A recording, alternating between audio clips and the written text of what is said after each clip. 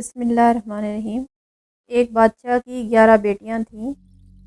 ایک دن بادشاہ بہت خوش ہوتا ہے اور اپنی 11 بیٹیوں کو بلا کر پوچھتا ہے کہ میں تم سب سے ایک سوال پوچھوں گا اور اگر جواب اچھا لگا تو تمہارا من چاہا انعام بھی دوں گا۔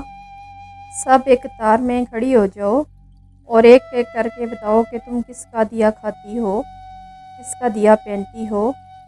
11 میں سے 10 نے کہا کہ ابا حضور ہم آپ کا دیا کھاتے ہیں اور آپ کا دیا پہنتے ہیں اور آپ ہی کی وجہ سے ہماری شان و شوکت ہے۔ یہ سن کر بادشاہ بہت خوش ہوا اور سب کو ان کی من پسند چیزیں دے دیں۔ جب سب سے چھوٹی بیٹی کی باری آئی تو اس نے کہا کہ میں اللہ کا دیا کھاتی ہوں اور اپنی قسمت کا پہنتی ہوں اور یہ میرا نصیب ہے۔ بادشاہ یہ سنتے ہی آگ بگولا ہو گیا اور کہنے لگا، اے کمبخت، تو نے میری ناشکری کی ہے، تجھے اس کی سزا ضرور ملے گی۔ شہزادی نے کہا، جو حکم ابا حضور۔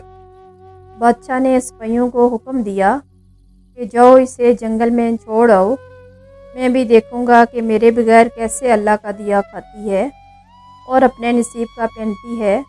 شہزادی سے تمام زیورات واپس لے لیے گئے اور خستہ حال کپڑوں میں بغیر کسی ساز و سامان کے بادشاہ کے حکم کے مطابق جنگل میں تنہا چھوڑ دیا گیا۔ لیکن شہزادی بہت مطمئن تھی اور اس کا توکل اللہ پر تھا۔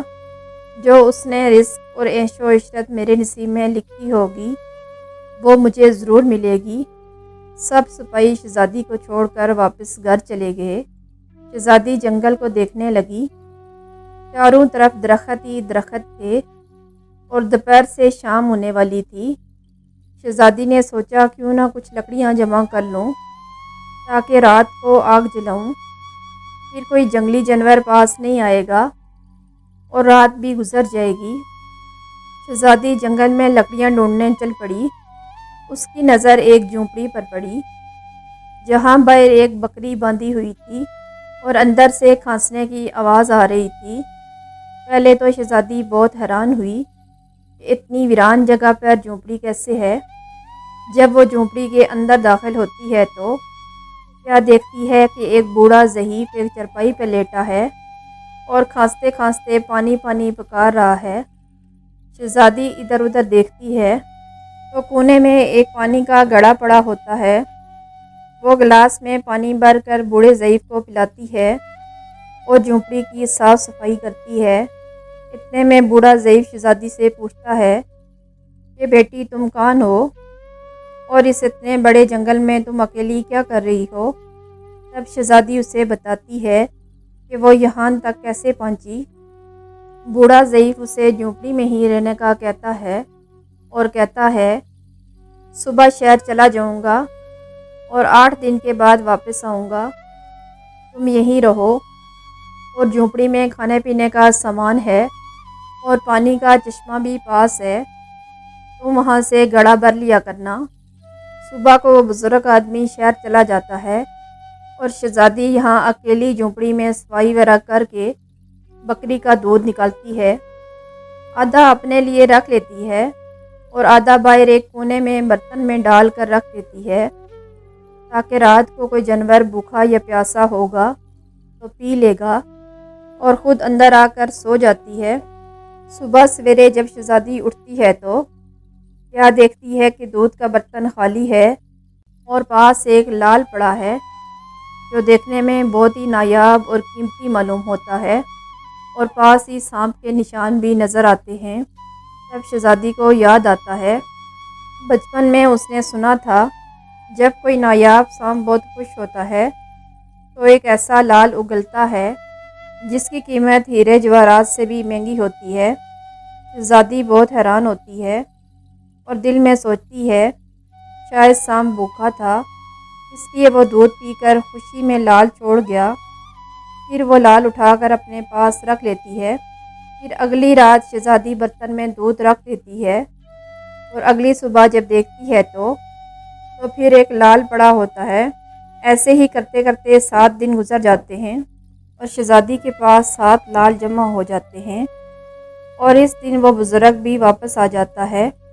تب شہزادی اسے لال دکھاتی ہے اور سارا واقعہ بتاتی ہے، اور وہ بوڑھے آدمی کو 3 لال دیتی ہے اور کہتی ہے کہ شہر جا کر یہ لال بیچ دو اور آتے وقت اپنے ساتھ محل بنانے والے مزدور لے آنا، اور باقی 4 لال شہزادی اپنے گلے میں مالا کے طور پر پہن لیتی ہے، اور کچھ ہی مہینوں میں جنگل میں ایک عالی شان محل تیار ہو جاتا ہے جس میں بوڑھا ضعیف اور شہزادی رہنے لگتے ہیں۔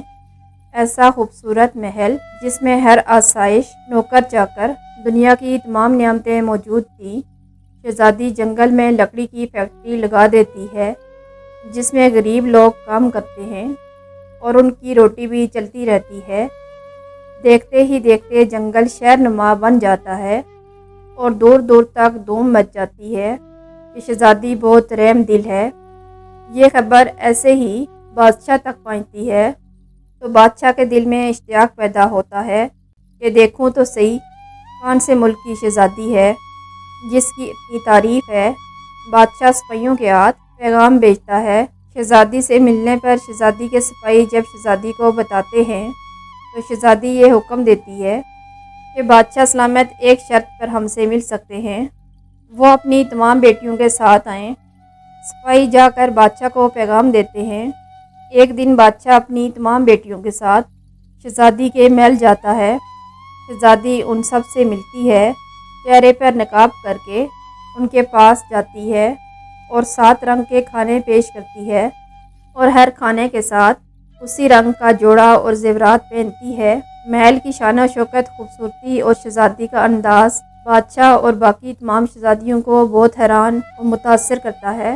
آخر میں بادشاہ شہزادی سے کہتا ہے کہ تم میری بیٹی کی جگہ ہو اور میں بھی تمہارے کہنے پر اپنی تمام بیٹیوں کے ساتھ آیا ہوں، پھر ہم سے یہ پردہ کس لیے؟ بہت اصرار پر شہزادی کہتی ہے ٹھیک ہے، میں تیار ہو کر آتی ہوں۔ سب شہزادیاں آپس میں سرگوشیاں کرنے لگتی ہیں کہ اتنی تو تیار ہے، اتنے مہنگے زیورات پہنے ہیں، اب اور کتنا تیار ہو کر آئے گی، اتنے میں کیا دیکھتے ہیں دور سے ایک خستہ حال کپڑوں میں کوئی آ رہا ہے، اور غور کرنے پر بادشاہ کو یاد آتا ہے یہ تو ابھی تک زندہ ہے۔ میں نے سوچا تھا کہ اسے جنگل کے جانور کھا گئے ہوں گے، اور جب میں نے اپنے سپاہیوں کو اس کی خبر لینے بھیجا تھا تب انہوں نے بتایا تھا کہ وہاں پر شہزادی کا کوئی نام و نشان نہیں ہے، تو یہ کیسے ممکن ہے؟ بادشاہ خوشی سے جھوم اٹھتا ہے اور کہتا ہے شہزادی کو بلاؤ، میں تمہیں شہزادی سے آزاد کروا کر لے جاؤں گا، بے شک وہ تمہاری قیمت میں میری ساری بادشاہتی کیوں نہ مانگ لے۔ یہ سنتے ہی شہزادی بولتی ہے نہیں ابا حضور، میں ہی وہ شہزادی ہوں، اور میں نہ کہتی تھی کہ میں اللہ کا دیا کھاتی ہوں اور اپنے ہی نصیب کا پہنتی ہوں، بس اسی اللہ نے مجھے کہاں سے کہاں پہنچا دیا، آج میں آپ سب سے بھی زیادہ امیر ہوں۔ پھر شہزادی اپنا تمام حال بیان کرتی ہے، وہ اس مقام تک کیسے آئی، اور دکھاتی ہے اپنے گلے کی مالا جس میں ابھی بھی 4 لال موجود ہوتے ہیں۔ یہ بات سنتے ہی باقی تمام شہزادیاں دل میں رشک کرنے لگتی ہیں اور سوچتی ہیں کہ ہے کاش ہم نے بھی تب یہی جواب دیا ہوتا کہ اللہ کا دیا کھاتی ہوں اور اپنے ہی نصیب کا پہنتی ہوں۔ پیارے دوستو، ہمیشہ اللہ تعالیٰ کی ذات پہ یقین رکھو، وہ جس حال میں بھی رکھے ہمیشہ شکر ادا کرو، وہ ذات تمہیں کبھی اکیلا نہیں چھوڑے گی۔